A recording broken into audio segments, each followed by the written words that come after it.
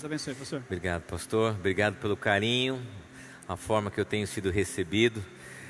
Eu sempre falo que o coração do pastor é o estômago, então o meu coração tem sido bem tratado nesses dias aqui, ok? Gente, vocês estão ouvindo o barulho da chuva, né? Eu conheci o sertão, fui lá algumas vezes e o sertão foi um dos lugares que mais impactou a minha vida. E lá eu aprendi que um tempo como esse é um tempo lindo, é um tempo bonito. Aqui talvez a gente fala um tempo feio, né? Nossa, o tempo fechou. E lá eu aprendi que esse tempo é um tempo bonito, lindo. Tudo na nossa vida é uma questão de perspectiva, de como nós olhamos para aquilo. Então que a partir de hoje você se lembre disso. Agradeça a Deus pela chuva. Esse tempo é um tempo muito, muito bonito, ok? Gente, antes de começar, eu sempre gosto de apresentar a minha família. Até porque quando a gente viaja, quem tem filho sabe que a gente fica pensando neles, né? Ou na esposa, naquilo que eles gostam. Então eu sempre trago eles no coração e gosto de falar um pouquinho sobre eles, porque a minha história está atrelada à história deles, né? Então lá, no centro de tudo, da nossa vida, a nossa CEO, né? A gerente executiva da nossa casa, a Aline, a minha esposa. Nós estamos juntos há 21 anos, 16 anos de casados.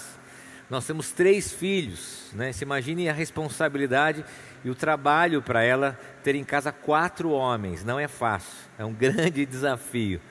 Aquele que está de boné é o nosso filho mais velho, o Theo, tem 14 anos, está na adolescência, está se preparando aí para ser um jogador de futebol, tem se dedicado a isso, embora o Fortnite apareceu aí fortemente na vida dele. E ele tem se dedicado também a isso. Quem tem filho adolescente ou pré-adolescente sabe e conhece um pouco desse jogo aí, o Fortnite. No meio, sorrindo ali, a gente tem um grande presente que Deus nos deu, que é o Enzo. O Enzo é um presente que Deus nos surpreendeu. Tem 12 anos, ele é portador de uma rara síndrome chamada Arnold-Chiari tipo 2. Além de ter uma especialidade de ter essa síndrome, ainda é tipo 2, né? Ele tem 12 anos, nós aprendemos com ele a viver um dia de cada vez. Esse é o lema da nossa família. Se você quiser conhecer um pouco dessa história, procurar nas redes sociais, você vai entender o porquê que nós vivemos um dia de cada vez, porque a expectativa de vida dele é de apenas um dia e ele tem 12 anos. É um grande presente. Nós temos uma home care em casa, uma UTI em casa, e temos uma lógica e um funcionamento de residência muito diferente da maioria das pessoas. Mas Deus tem sido bom, tem cuidado da gente. E aos 45 do segundo tempo, já com a vasectomia aprovada, guia lá, tudo certinho, veio o presente que é o Luca, o nosso caçula. Ele é conhecido como Pirulito, ele se deu esse apelido lá na igreja. O pessoal conhece ele como Pirulito. É um menino que também sonha em ser jogador de futebol, está se dedicando a isso. E ele é um menino muito alegre, muito disponível. E tenho a alegria de ser pai desses 3 meninos e ser marido, claro, da Aline, ser esposo dela. Essa é a minha família e essa é a minha história. Bom, quero conectar com o tema de hoje e fazer 2 perguntas para você. 2 perguntas. Eu sei que talvez o barulho da chuva vai fazer com que eu fale um pouco mais rápido e um pouco mais alto. 2 perguntas para você que eu gostaria que você refletisse. A primeira pergunta é: como está o seu coração? Você consegue fazer essa avaliação, esse check-up e avaliar o seu coração, avaliar as suas emoções? Como que você chega aqui nessa manhã e coloca o seu coração diante de Deus? A segunda pergunta é: como você tem lidado com as suas emoções? Como que você tem tratado dos seus sentimentos, do seu coração? Qual é a forma que você tem tratado daquilo que nós chamamos ser o coração? Quando eu faço essas 2 perguntas, é porque nós temos 2 grandes problemas para respondê-las. O primeiro problema é que nós temos usado a internet como um grande divã, um local onde a gente tem exposto de forma pública os nossos sentimentos e as nossas emoções, em busca desse apoio, dessa ajuda, e muitas pessoas perdem o senso crítico disso. Talvez você, como eu, tenha algum amigo, alguém que faça parte dos seus relacionamentos, que você sempre acompanha nas redes sociais e você até se choca a maneira que essa pessoa se expõe, a maneira que ela coloca para fora aquilo que ela sente, a maneira que ela conta dos seus segredos, a maneira que ela coloca os seus sentimentos. Aliás, a própria rede social faz essa pergunta para a gente: como que nós estamos nos sentindo? E as pessoas perderam essa compreensão entre a vida privada e a vida pública. Elas expõem isso sem nenhuma dificuldade e fazem da internet esse grande divã. E esse é um grande equívoco, porque talvez o que está atrás dessas emoções, desses sentimentos, é o reconhecimento, a carência. Nós não tratamos, nós apenas chamamos a atenção, e a gente muitas vezes pode correr o risco de expor indevidamente alguma área da nossa vida. O segundo problema, que talvez é o oposto disso, se um grupo de pessoas tem uma enorme facilidade de falar daquilo que elas sentem, de falar do seu coração, nós temos um segundo grupo que tem muita dificuldade de exteriorizar aquilo que está sentindo. São pessoas que escondem, não tocam no assunto, não falam, não expressam, e que talvez buscam até nesse ambiente virtual uma vida perfeita, uma vida idealizada, não expõem as suas fraquezas, não falam daquilo que sentem, e infelizmente acabam às vezes de maneira equivocada, colocando para fora de uma maneira indevida, quando é preciso. Você se identifica com qual grupo? Você se identifica com aqueles que facilmente falam das suas emoções, do seu coração, ou você se identifica com aqueles mais reservados, mas que muitas vezes se distanciam, não tratam daquilo que sentem, daquilo que está dentro do seu coração? Eu quero convidar você a ler comigo o texto de Provérbios, capítulo 4, do versículo 20 ao versículo 23. Nós vamos considerar a partir do texto bíblico, diante dessas duas perguntas que eu fiz e diante desses dois problemas que nós vivemos em lidar com as nossas emoções, em lidar com o nosso coração.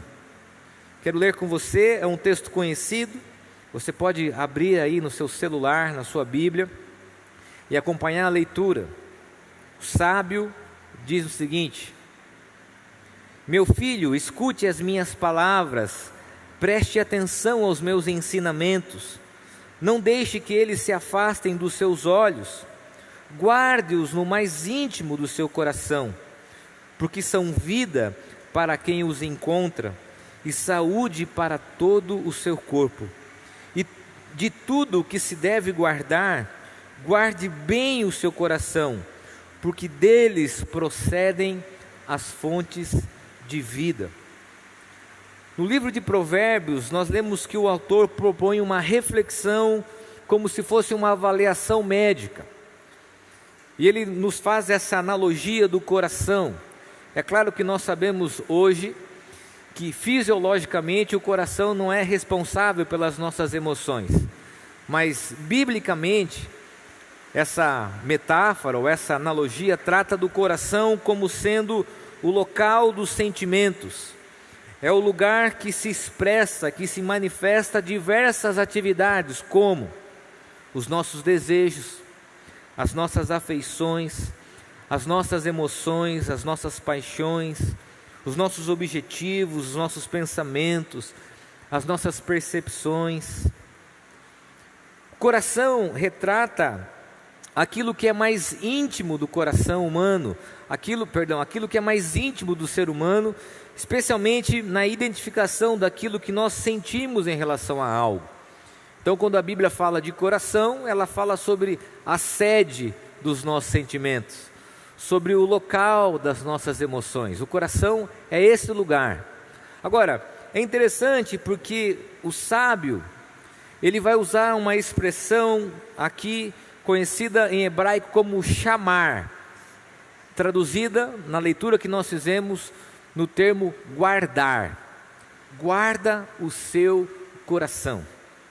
Talvez você já tenha ouvido essa expressão, guardar o coração, até porque em outros textos de Provérbio, o sábio vai falar dessa intenção e desse conselho que nós devemos ter em relação à sede dos nossos sentimentos e da sede das nossas emoções, guardar.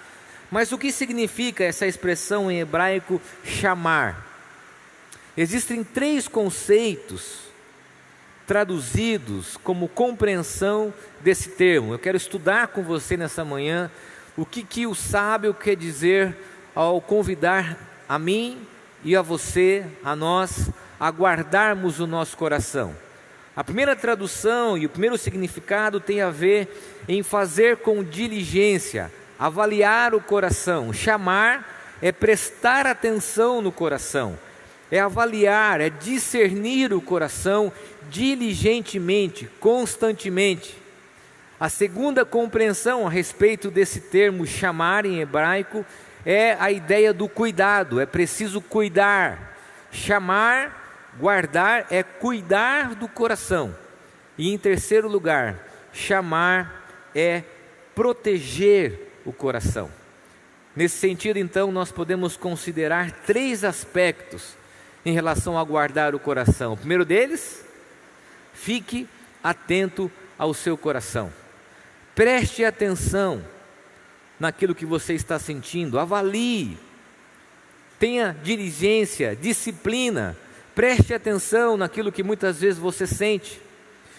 Talvez alguns aqui que já fizeram um processo terapêutico, dependendo da teoria comportamental de quem está te atendendo, vai dizer que o que você sente não necessariamente diz respeito à realidade.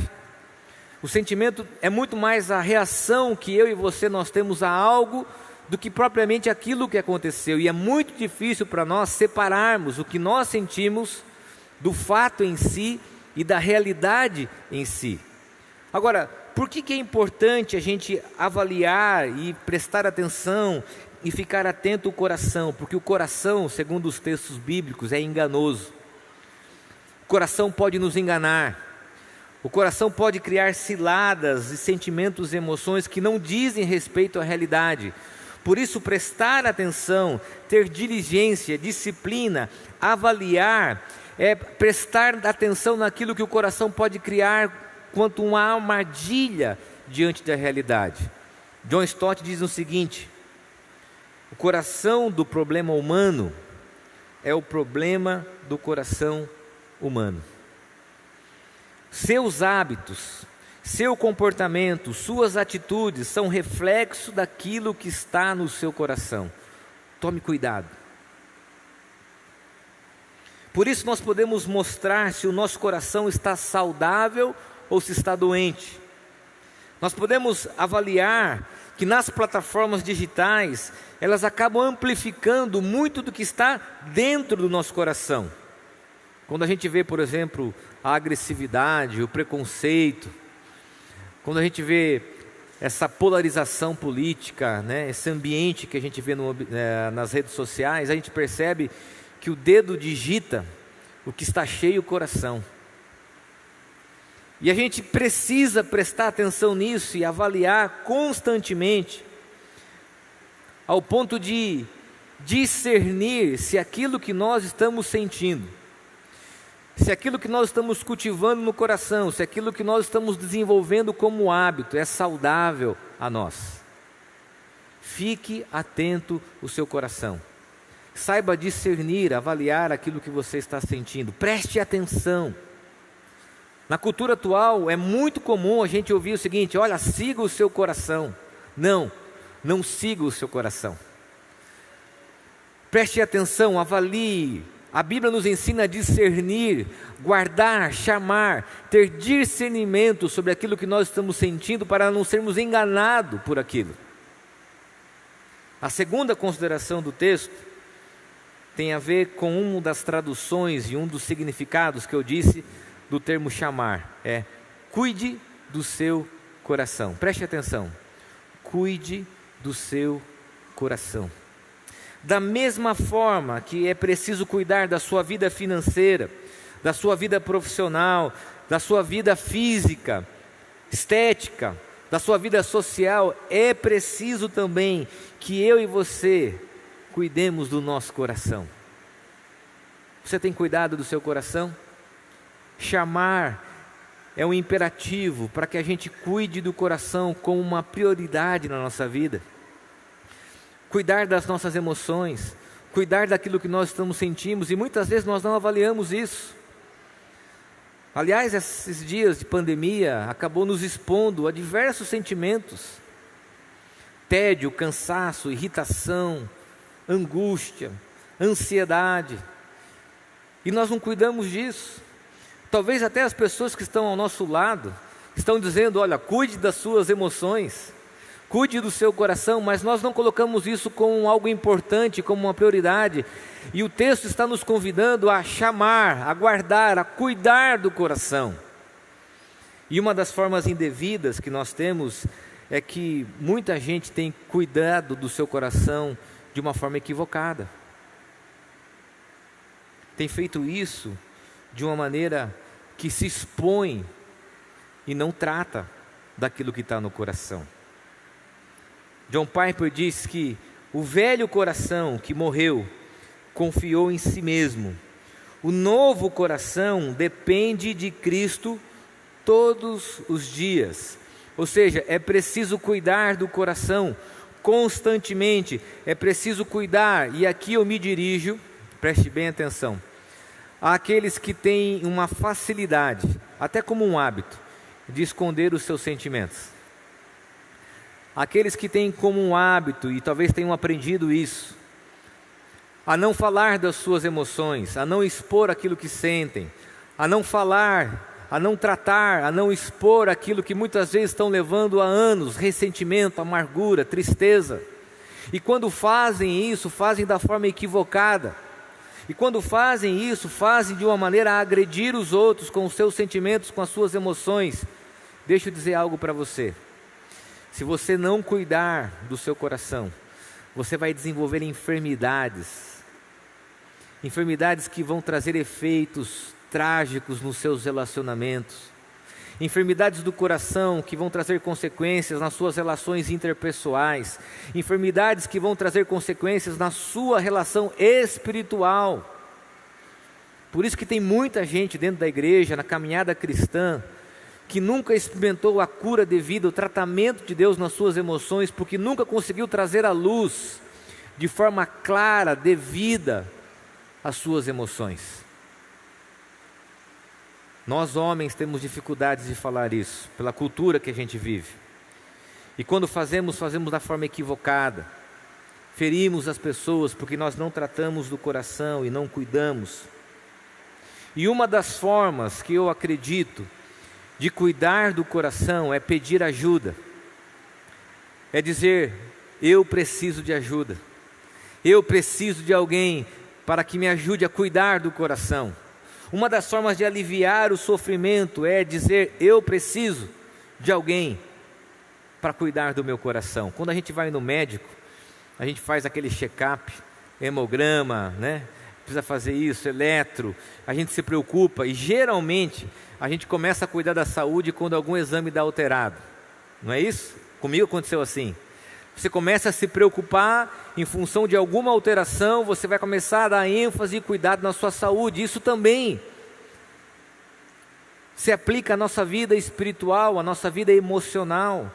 As pessoas estão dizendo para você: olha, você precisa se cuidar. Você está irritado, está cansado, está estressado, você está isolado, você está quieto. Como você tem cuidado da sua saúde? Eu tenho me preocupado como pastor com as consequências dessa pandemia, com as enfermidades que essa pandemia tem gerado na vida das pessoas. Já há um grupo de cientistas de comportamento, de psicólogos, de terapeutas, dizendo que nós teremos uma grande onda de depressão pós-pandemia, porque as pessoas não souberam cuidar das suas emoções durante esse tempo. Nós não soubemos pedir ajuda da forma devida, da forma adequada. Por isso, avalie o seu coração, tenha discernimento, saiba prestar atenção naquilo que o seu coração talvez esteja te enganando. E em segundo lugar, cuide do seu coração. Chamar, cuide. E olha que interessante, essa mesma palavra nós encontramos em Gênesis capítulo 2, versículo 15, quando há o cuidado a respeito do jardim. Nós também temos em Gênesis capítulo 30, versículo 31, no cuidado ao rebanho, e também o cuidado com a casa em 2 Samuel 15, 16. É preciso cuidar do coração de uma forma sistemática, avaliando os riscos que a falta desse cuidado podem ocasionar. Muitas pessoas estão enfermas do coração e das suas emoções, porque não estão cuidando da forma devida e adequada. Terceira e última coisa, quando eu fui estudar esse termo e essa expressão, foi algo que me surpreendeu, porque essa palavra chamar também tem a ideia da proteção, proteger o coração. Agora, essa proteção, ela não é uma proteção que sufoca, que guarda, que tranca, é uma proteção que é fruto de estar atento. A maneira que o coração é exposto, eu vou protegê-lo, eu vou cuidar e proteger, é preciso expressar essa proteção. Talvez uma outra tradução, e algumas bíblias traduzem assim, é resguardar o coração de intrusos.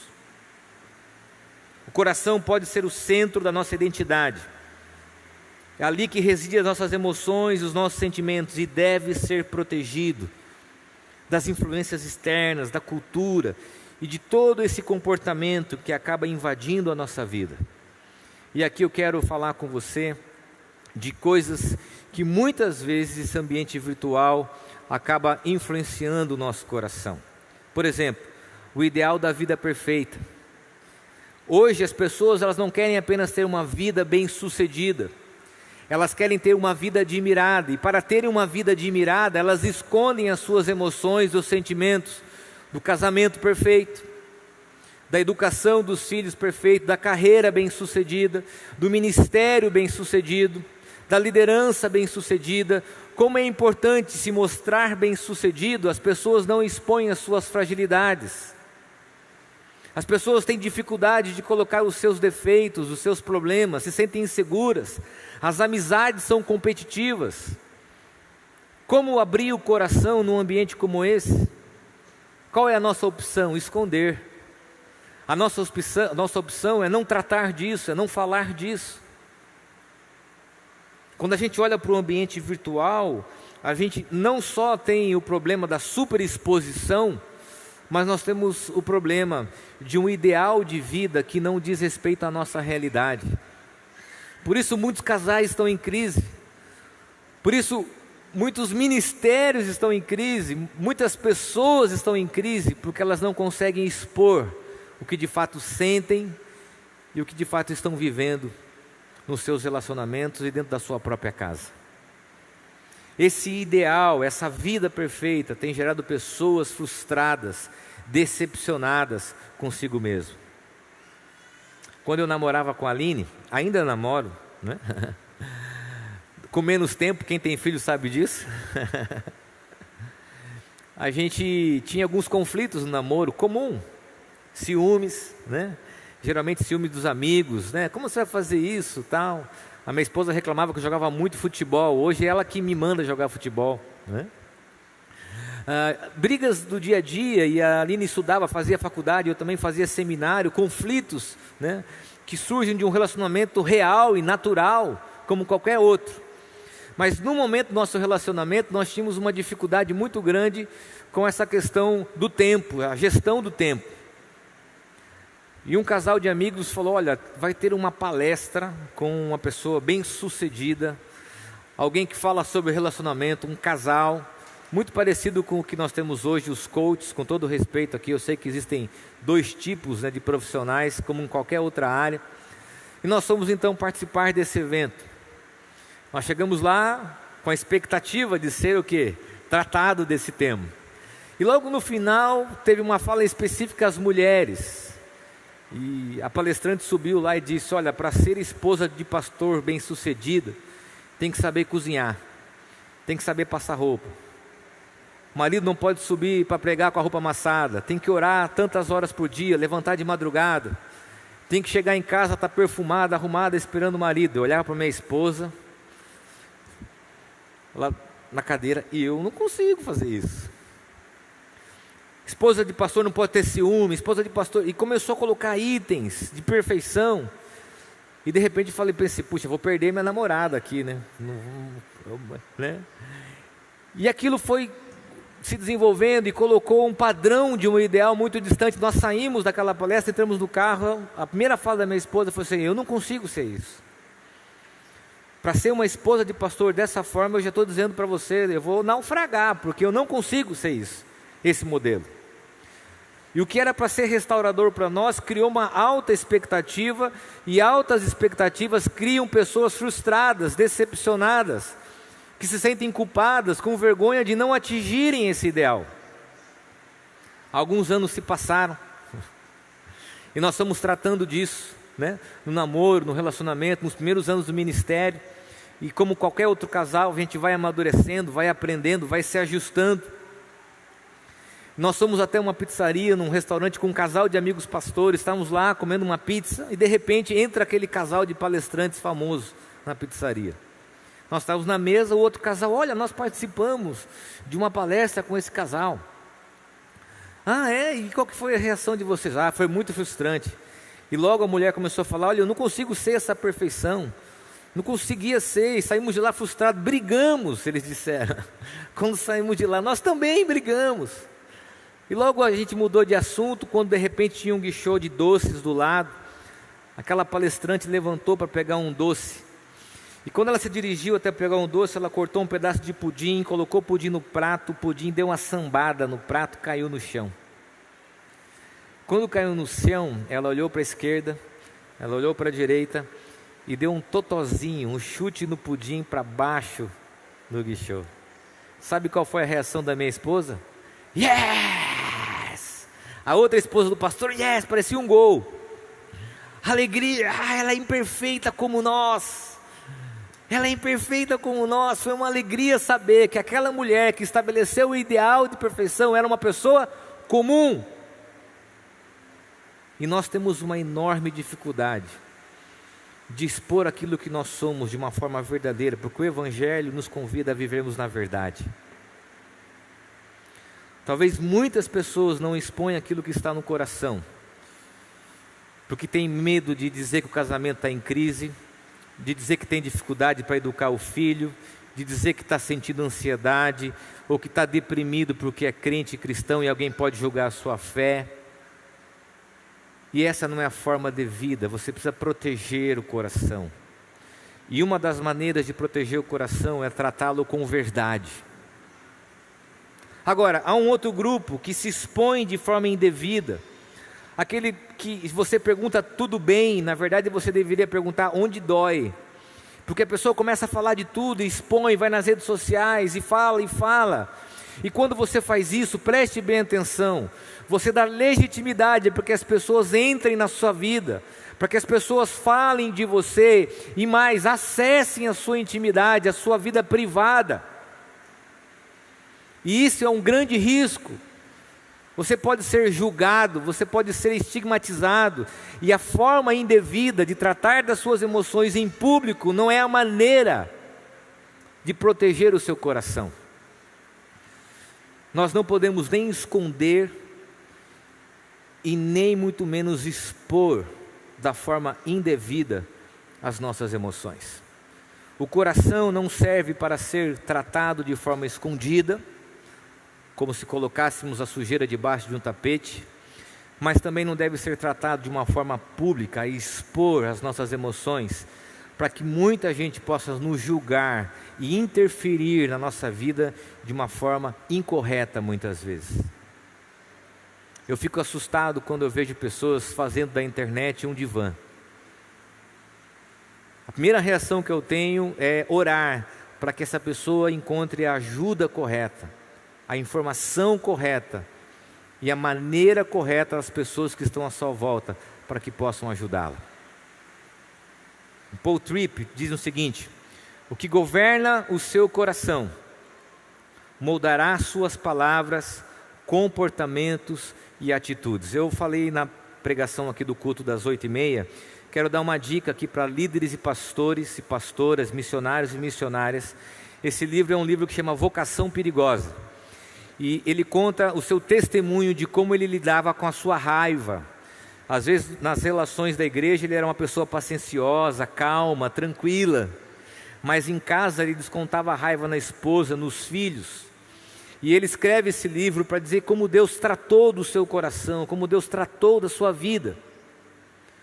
E quando nós fazemos da forma indevida, a tratar das nossas emoções, é isso que acontece. A enfermidade surge de outras formas e de outras maneiras. E eu quero terminar essa mensagem citando o pastor Ricardo Barbosa, que essa semana, inclusive, lançou um livro sobre esse tema.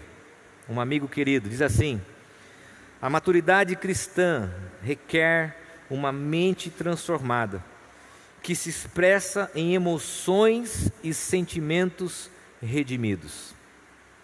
Que se expressa em emoções e sentimentos redimidos.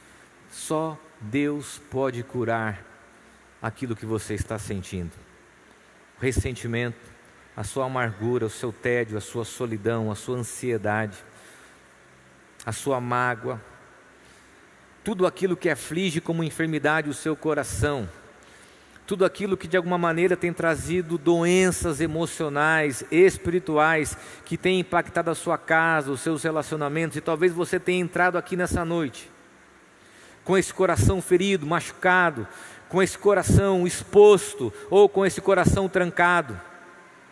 Qual é o convite do sábio Salomão para nós? Avaliarmos com discernimento, cuidarmos do coração e protegermos o coração, para que Deus possa redimir as nossas emoções e os nossos sentimentos. O Enzo, meu filho especial, ele tem uma síndrome que, na probabilidade, diz que é um caso para 1 milhão de habitantes. Diz que é um parto para 100 mil partos. E eu me lembro da primeira vez de ouvir essas informações.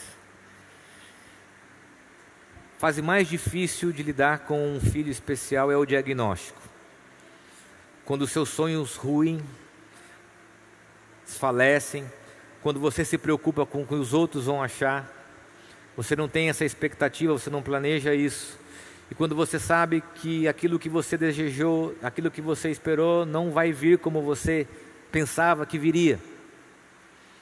O Enzo teve uma gestação muito delicada, diversas consultas, diversos exames, especialistas. Nasceu no dia 25 de agosto, numa manhã chuvosa, dia do soldado. Quando ele nasceu, eu estava com muita ansiedade, angústia, preocupado porque ele podia ir a óbito no nascimento. E quando nós conversávamos com a equipe médica, eu acompanhei o parto do meu primeiro filho. E quando eu entrei no parto do meu primeiro filho, tinha poucas pessoas na sala, no centro cirúrgico. E quando eu fui entrar no parto do Enzo, tinham dezenas de pessoas. Equipe da neurocirurgia, equipe da medicina da faculdade, além da equipe do médico obstetra. Todos eles ali. Aquela apreensão do nascimento dele. E eu lembro que eu estava colocando meu coração diante de Deus, orando. E o doutor Moron falou: pastor, números, pastor. E eu falei: meu Deus, será que eu esqueci alguma guia? Tem que dar algum código aqui na hora do nascimento? Pastor, não, número 6, a bênção. E eu pude recitar a bênção apostólica enquanto o doutor e o médico tiravam a vida do meu filho. Que o Senhor te abençoe e te guarde, que o Senhor faça resplandecer sobre ti o seu rosto. E o Enzo nasceu. Nós não podemos encostar nele, ele já foi para uma isolete. Nós demoramos 11 dias. O Enzo ficou 1 ano e meio na UTI, até que ele foi para nossa casa, também agora no sistema home care. E nessa caminhada toda, no primeiro dia ele fez uma cirurgia. Depois de 7 dias fez mais uma cirurgia. E depois de 30 dias fez a cirurgia mais demorada. Nós precisamos ser transferidos de um hospital, a correria com a liminar para que o plano liberasse. Nós entramos na ambulância, eu me lembro dessa cena, eu e minha esposa, fomos até o hospital, chegamos no hospital, entramos na emergência, ele já foi encaminhado para o centro cirúrgico, onde ele passou por uma cirurgia de 11, 12 horas. E eu me lembro que eu saí, quando ele foi encaminhado para a UTI, no hospital que eu estava na Avenida Paulista, olhei para um vidro enorme e eu fiz uma oração em voz alta, de angústia e de lamento. Eu disse: Senhor, por que tudo isso? Por que essa experiência como pai, como mãe, de levar um filho no centro cirúrgico? Por que me proporcionar essas experiências? Por que sentir o que eu estou sentindo? Por que expor o meu filho a tudo isso? Por que comigo? Por que com a minha esposa? E eu me lembro que eu orava, mas eu não queria que Deus me respondesse, eu queria apenas desabafar daquilo que estava me angustiando, que estava no meu coração. Eu queria verbalizar aquilo. Eu falei: Senhor, o Senhor sabe o que eu estou sentindo? Eu disse exatamente isso. Saí daquele local, voltei para a UTI, onde a minha esposa e eu estávamos, chorando, com o coração angustiado. No outro dia pela manhã, a enfermeira chega e diz: olha, tem uma visita para você. É um pastor que quer te visitar. Quando eu saí, era um querido pastor, que há muito tempo eu não via, pastor Valdir.